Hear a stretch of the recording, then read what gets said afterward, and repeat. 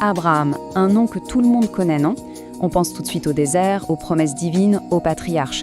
Mais et si toute cette histoire, cette biographie qu'on croit connaître par cœur, cachait en fait tout autre chose? Si la vie d'Abraham n'était pas une simple chronique du passé, mais plutôt une sorte de feuille de route, une prophétie pour notre avenir, allez, on va plonger ensemble dans des textes qui nous forcent à tout repenser. Voilà, la question est posée et elle est centrale. Abraham, c'est un personnage historique, en chair et en os, ou bien est-ce une parabole prophétique? Eh bien, les sources qu'on explore aujourd'hui sont, disons, assez directes sur ce point. Pour elle, son histoire, tout comme celle de ses descendants, n'a pas été écrite pour qu'on la lise comme un livre d'histoire. Non, elle a été écrite pour être décodée. On ne parle pas ici d'histoire, mais bien de prophétie, incarnée par un personnage qui a été, en quelque sorte, conçu pour illustrer un plan bien plus vaste. Alors, pour bien comprendre cette perspective, la toute première étape, c'est de changer notre regard. Il faut qu'on arrête de voir Abraham comme un simple ancêtre.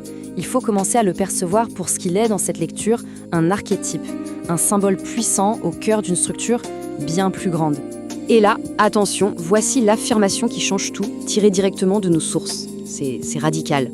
On nous dit, contrairement à ce que vous croyez fermement, sachez qu'Abraham, Isaac et Jacob ne sont point trois hommes, mais les figures de la Trinité.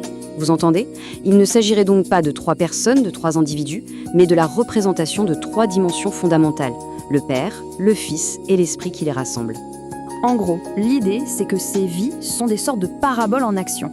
Chaque événement, chaque nom, même chaque épreuve, rien n'est laissé au hasard.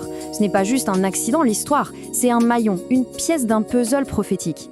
Et du coup, le livre de la Genèse, eh bien, il devient moins un livre d'histoire et beaucoup plus une carte codée du plan divin. Bon, commençons le décodage. Première figure, Abraham, en tant que symbole du Père. La Bible elle-même, en fait, nous met sur la voie. Elle établit ce rôle de père pour Abraham. Il y a ce moment où son nom est changé pour signifier père d'une multitude.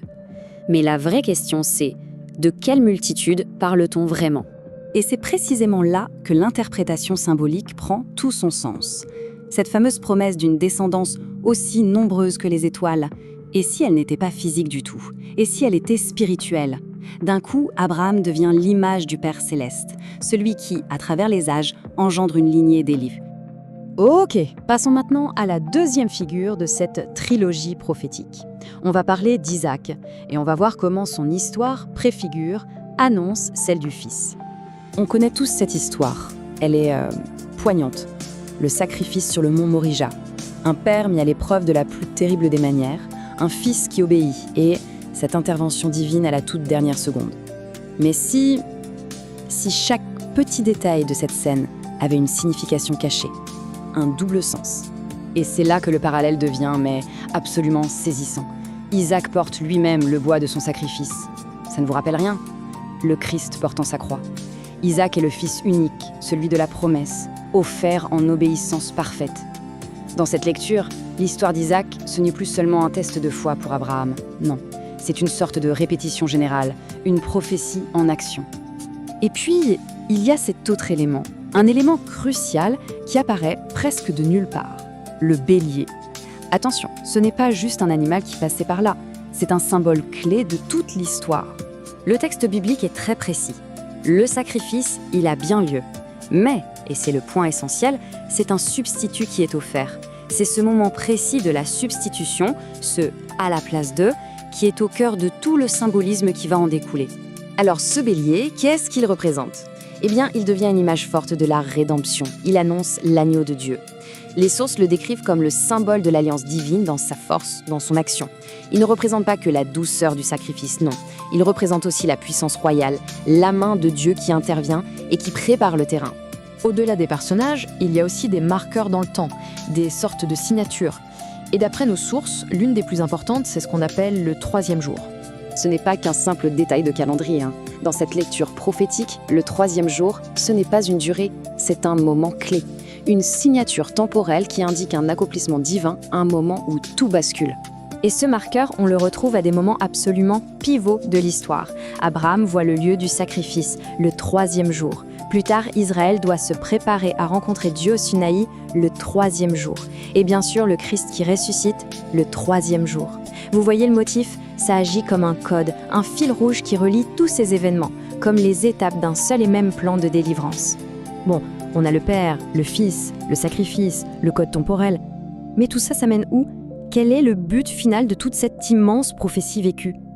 Eh bien, les sources convergent vers un concept, l'avènement d'Emmanuel. Et là, attention, c'est le point culminant. Emmanuel, Dieu avec nous, ne serait pas une seule personne, un seul homme. Ce serait un état d'être. Ce n'est pas un individu à suivre, mais une condition à atteindre. La condition d'une humanité nouvelle, où chaque personne devient, en quelque sorte, un porteur de la présence divine.